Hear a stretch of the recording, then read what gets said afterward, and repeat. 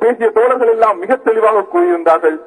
நாம் ரோ அமைப்பை, இந்தியாவில் உள்ள ரோ அமைப்பை நாம் பகிரங்கமாக சந்தேகிக்கின்றோம், பகிரங்கமாக குற்றம் சாட்டுகின்றோம். இந்த ரோ அமைப்பு எங்களுக்கு எதிராகவே செயற்படுகின்றது, எங்களுக்கு எதிராகவே செயற்பட்டு வேறு ஏனைய இயக்கங்களுக்கு ஆயுதம் அளிக்கின்றது, நம்மை கொல்வதற்கான திட்டங்களை தயாரித்து வருகின்றது. குறிப்பாக தலைவர் வேணா பிரபாகரனை அழிப்பதற்கான திட்டம் இந்த ரோ அமைப்பிடம் உள்ளது. எனவேதான் நாம் இந்த ரோ அமைப்பை பகிரங்கமாக சந்தேகிக்கின்றோம், பகிரங்கமாக குற்றம் கூறுகின்றோம். இன்று கூட இந்த ரோ அமைப்பு தான் இன்று இந்த இயக்கங்களை மீண்டும் ஆயுதங்களோடு இந்த மண்ணில் இறக்கிவிட்டிருக்கின்றது. எமது ஆயுதங்களை பறித்தபின் இந்த ரோ அமைப்பு இவர்களிடம் ஆயுதங்களை கொடுத்து இந்த மண்ணில் சமூக விரோத செயல்களை செய்வதற்கு தூண்டியிருக்கின்றது.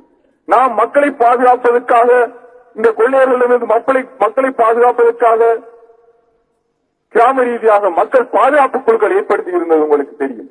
அந்த பாதுகாப்பு குழுக்கள் கூட, அந்த கொள்ளையை தடுப்பதற்காக நிறுவப்பட்ட பாதுகாப்பு குழுக்கள் கூட இந்த சமூக விரோத கும்பல்களால் தாக்கப்படுகின்றன, கடத்தப்படுகின்றன. அந்த சந்தர்ப்பத்தில் குளப்பட்டியில் இடம்பெற்ற இந்த மக்கள் பாதுகாப்பு குழு தாக்கப்பட்டதற்கும் கடத்தப்பட்ட போதும் இந்திய ராணுவம் அருகிலேயே இருந்தது, இந்திய ராணுவம் அதை பார்த்துக் கொண்டிருந்தது. இவ்வாறாய் நாம் எவ்வாறு இந்திய ராணுவத்தின் நம்பிக்கையை, எவ்வாறு நாம் இந்திய ராணுவம் நம்பிக்கைக்குரியதாக நடக்கின்றது என்று நாம் முடிவு தெரிந்து கொள்ள வேண்டிய தேவை உள்ளது. இந்த சமூக விரோத கும்பல்களுக்கு துணை போவதா இந்திய ராணுவத்தின் செயல் என்பதை நாம் புரிந்து கொள்ள வேண்டியவர்களாக உள்ளோம். நாம் தாக்கப்படும் போது, நாம் கடத்தப்படும் போது, அது இந்திய ராணுவத்தின் முன்பாகவே இடம்பெறும் போது நாம் அதை பார்த்துக் கொண்டிருக்க முடியாது.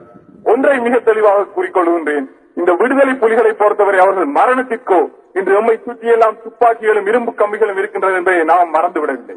ஆனால் விடுதலை புலிகளை பொறுத்தவரை அவர்கள் மரணத்திற்கோ அல்லது அவர்கள் வாழ வேண்டும் என்றோ ஆள வேண்டும் என்றோ ஆசை வைத்து இருக்கவில்லை. அவர்களை பொறுத்தவரை அவர்கள் தமிழீழ லட்சியத்திற்காக தான் போராடி கொண்டிருக்கின்றார்கள். நாம் அனைவரும் மரணமடைய கூட தயாராக இருக்கின்றோம். நமது அடிப்படை வாசகமே அது, தமிழீழ விடுதலை புலிகளின் அடிப்படை வாசகமே அது.